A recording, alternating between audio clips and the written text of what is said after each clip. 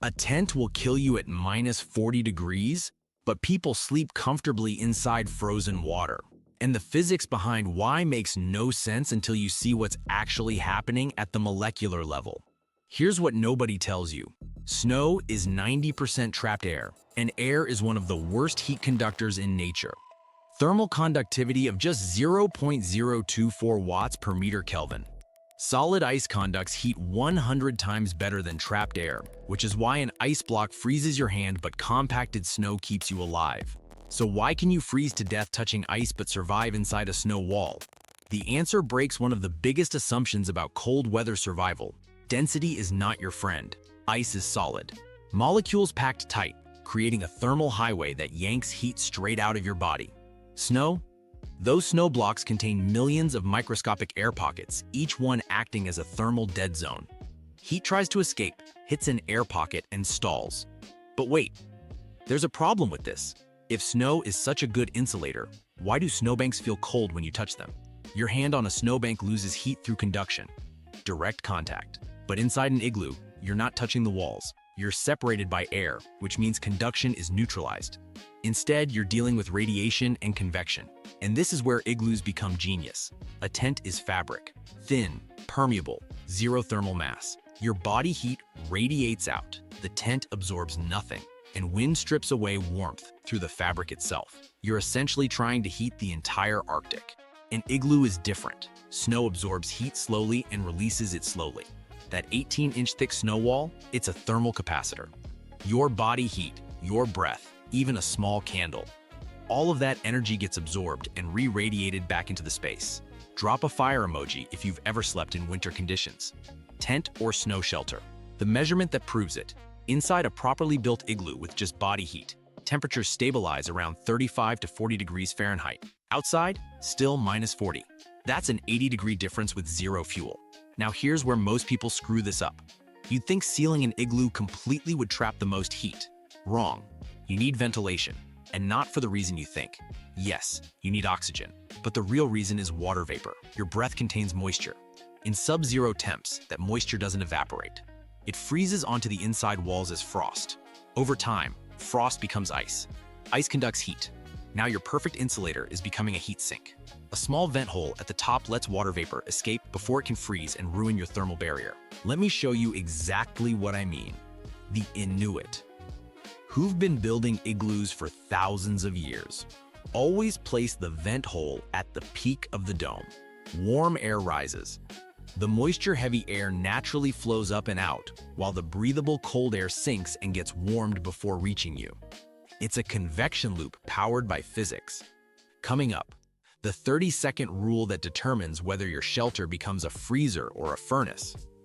But first, you need to understand why the shape of an igloo isn't just tradition, it's thermodynamics. Igloos are domes, always, and domes are the most thermally efficient structure you can build. The reason?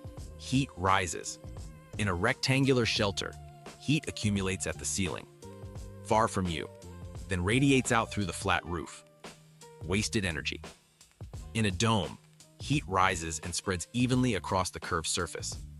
There's no corner for cold to accumulate, no flat surface where heat concentrates and escapes. The dome also minimizes surface area for a given volume.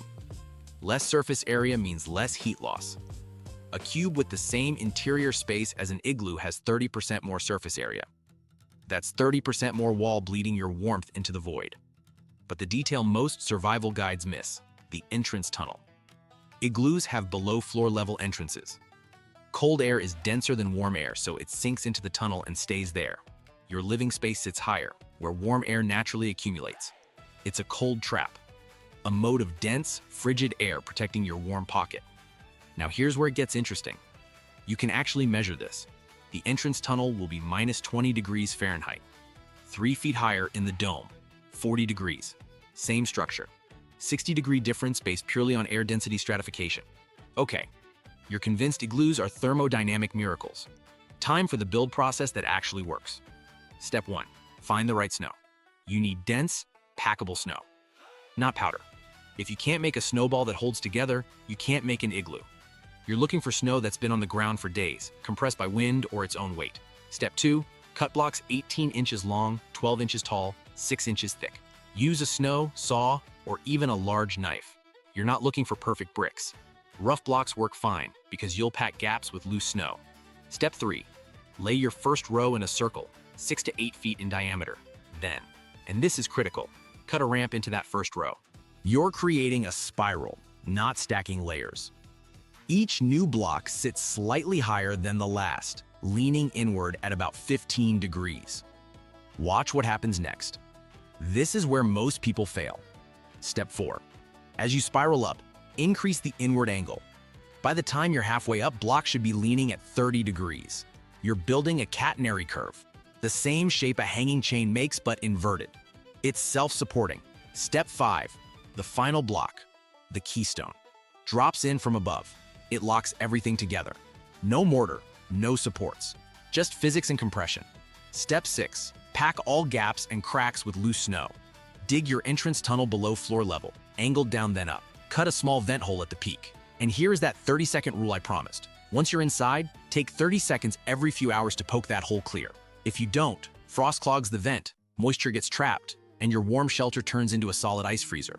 Total build time with practice, 90 minutes. Lifespan in stable temps, weeks. And listen, if this video hits 20,000 likes, I'm flying up north and building one of these with a thermal camera so you can see exactly where every degree of heat goes. Let's make that happen. What separates beginners from experts? Understanding phase change energy. Snow isn't just insulation. It's a heat battery because of melting and refreezing. When the inside of your igloo warms slightly, the innermost layer of snow begins to melt. Melting absorbs energy, a lot of it. That energy gets locked into the phase change from solid to liquid. When you stop producing heat, that water refreezes and releases the energy back into the space. Your igloo is absorbing heat spikes and releasing it slowly, stabilizing temperature without you doing anything. This mechanism is why igloos maintain warmth with just body heat while a tent plummets the moment you stop moving. You might be thinking this only works in extreme cold. That's wrong. Snow shelters work in any condition where snow is packable, not just the Arctic. Mountains, forests, high deserts after winter storms. The physics doesn't care about location. It cares about structure, thermal mass, and trapped air. You now know more about cold weather thermodynamics than 90% of winter campers. You understand why density defeats you, why shape saves you, and why the material that can kill you is the same one that can save your life, if you know how to trap it. Want to see this in action? Next video, I'm going camping with some friends and I want to test out some of the stuff I've covered. Let me know what interests you most in the community post and subscribe so you don't miss it.